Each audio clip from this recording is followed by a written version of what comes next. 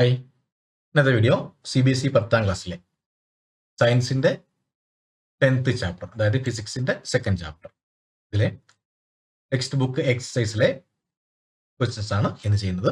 ഇതിലെ 9th question, what happens to the image distance in the eye when we increase the distance of an object from the eye? ഇവിടെ സംഭവിക്കുന്നത് ഒബ്ജക്റ്റിന്റെ distance മാറിയാൽ ആ distance constant ആയിട്ട് ആയിരിക്കില്ല, എപ്പോഴും ഡിസ്റ്റൻസ് മാറിക്കൊണ്ടിരിക്കും. ഒബ്ജക്റ്റ് ഒരു സാധനത്തെ കാണുമ്പോൾ എന്തായാലും പല ഡിസ്റ്റൻസിലുള്ള വസ്തുക്കളെ നമുക്ക് കാണേണ്ടി വരും.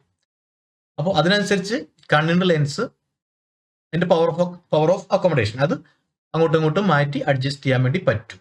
Since the size of eyes cannot increase or decrease, the image distance remains constant.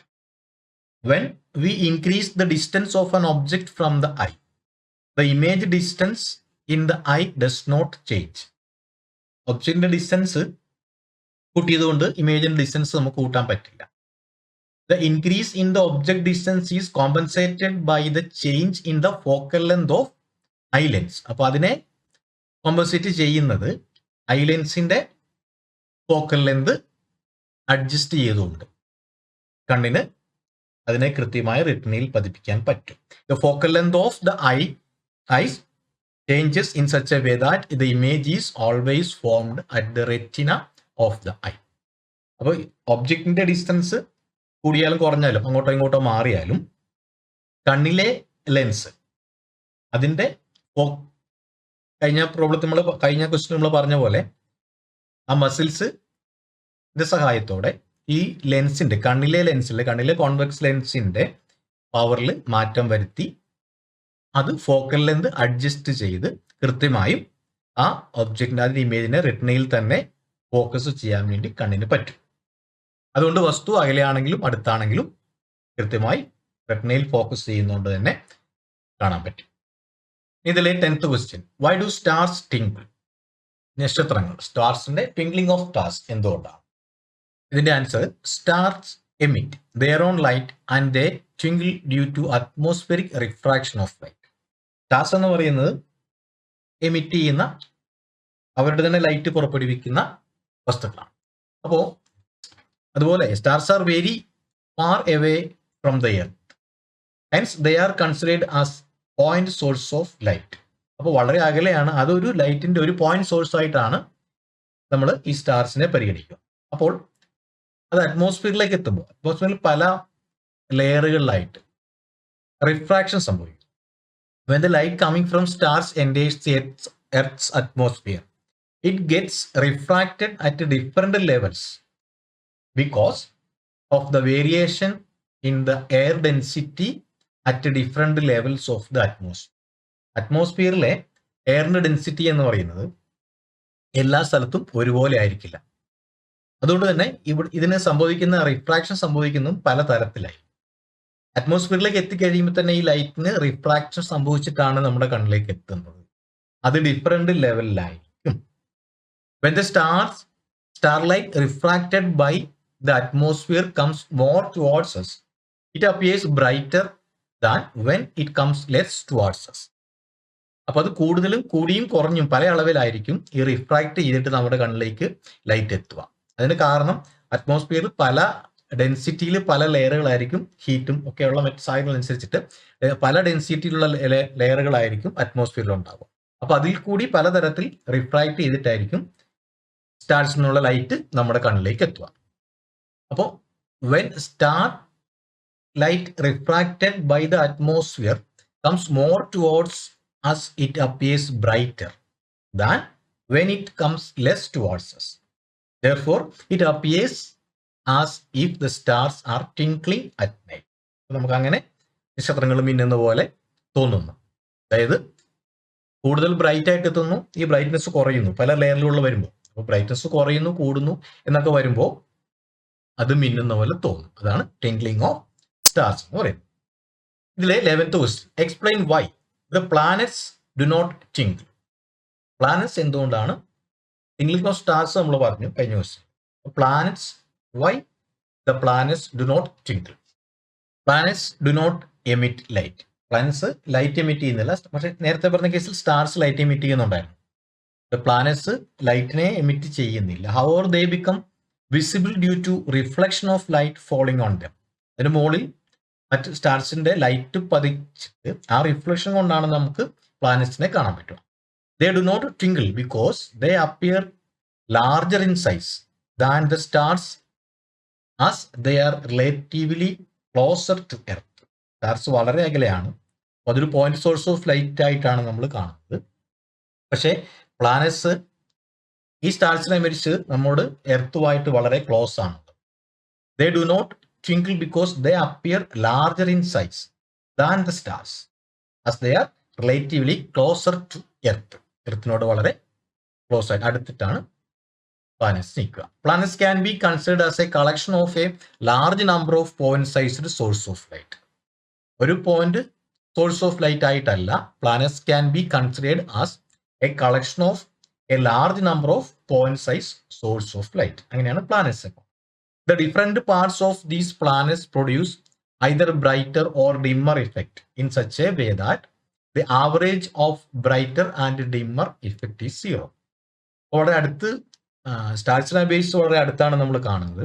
ഇത് ഒരു പോയിന്റ് സോഴ്സ് ആയിട്ടല്ല പരിഗണിക്കുന്നത്, ഈ collection of large number of point source of light. അപ്പോൾ ഒരു സ്ഥലത്ത് ബ്രൈറ്റ്നെസ് കൂടി കുറഞ്ഞു അങ്ങനെയൊക്കെ വന്നാലും നമ്മൾ ടോട്ടലി നോക്കുമ്പോൾ അതിന്റെ ആ ഇഫക്റ്റ് നള്ളിഫൈ ചെയ്തു പോകും, അത് 0 ആയിട്ട് പോകും. The different parts of these planets produce either brighter or dimmer effect in such a way that the average of brighter and dimmer effect is 0.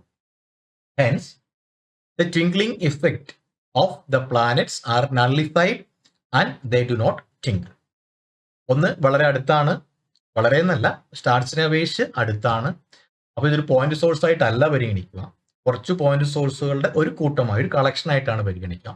അപ്പോൾ കുറച്ച് ബ്രൈറ്റ് ചെയ്താലും ഡിം ചെയ്താലും നമ്മൾ ആകെ ഇതിനെ മൊത്തത്തിൽ ഒരു പ്ലാനറ്റിനെ നോക്കുമ്പോൾ അതെല്ലാം ഈ ബ്രൈറ്ററിന്റെയും ഡിമ്മറിന്റെ എല്ലാം ഒരു ആവറേജ് ആണ് നമ്മൾ കാണുക. അതുകൊണ്ട് തന്നെ മാത്രമല്ല അത് റിഫ്ലക്ട് ചെയ്തിരുന്ന ലൈറ്റ് ആണ്, അതുകൊണ്ട് ശക്തിയേറിയ ലൈറ്റ് ഒന്നും അതിൽ നിന്ന് ഉൽപ്പാദിപ്പിക്കുന്നുമില്ല. അതുകൊണ്ട് തന്നെ ഇതിന്റെ ആവറേജ് ഈ ഒരു ഡിഫറൻസ് നമുക്ക് തിരിച്ചറിയാൻ പറ്റുന്നില്ല.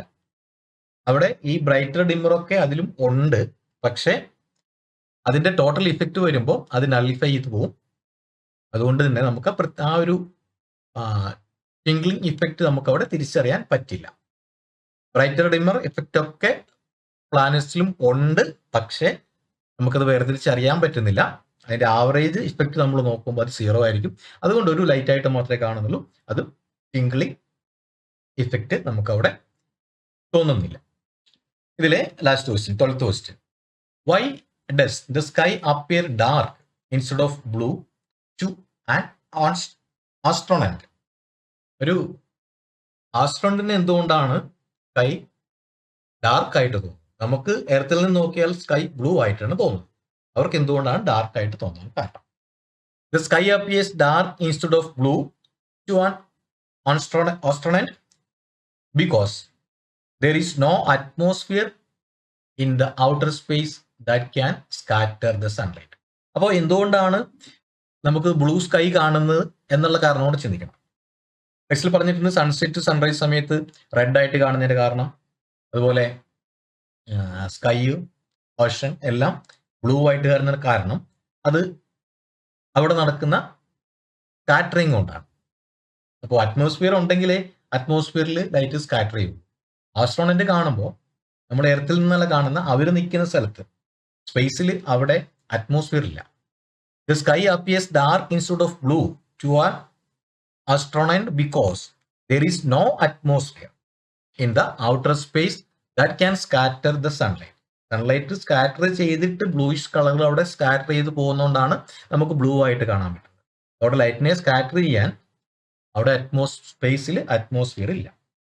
As sunlight do not scatter, no scattered light reaches the eyes of the astronauts, and the sky appears black to them.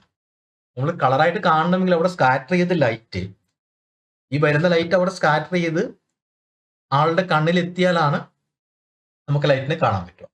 ഇവിടെ സ്കാറ്റർ ചെയ്തിട്ട്, അതായത് അവിടുന്ന് റിഫ്ലക്റ്റ് ചെയ്തിട്ട് ഓർഡർലെസ് ആയിട്ടുള്ള ഒരു ഡിസ്പേഷൻ ആണ് ഈ സ്കാറ്ററിംഗ് എന്ന് പറയുന്നത്.